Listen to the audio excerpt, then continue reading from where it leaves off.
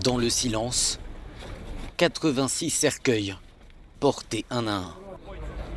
Les 86 victimes d'un massacre commis il y a 27 ans, en 1992, au début de la guerre en Bosnie, quand les forces serbes ont massacré des détenus bosniaques musulmans de Prijedor. Aujourd'hui, nous enterrons le frère de ma femme. Et ce jeune homme-là que je porte, on était dans le même camp. Il n'a plus de parents, donc nous avons décidé de porter son cercueil.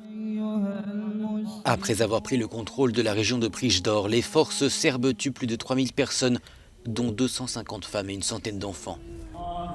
C'est l'un des épisodes les plus macabres du conflit bosnien, qui a fait en tout près de 100 000 morts.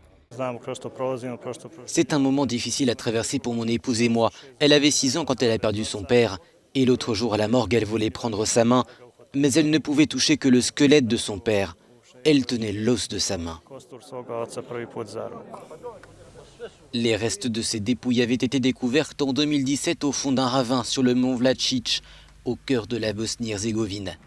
C'est là que le groupe de 200 civils, des Bosniaques musulmans mais aussi des Croates catholiques, avait été emmenés avant d'être exécutés. Si ces dépouilles ont été retrouvées, ce n'est pas le cas de toutes.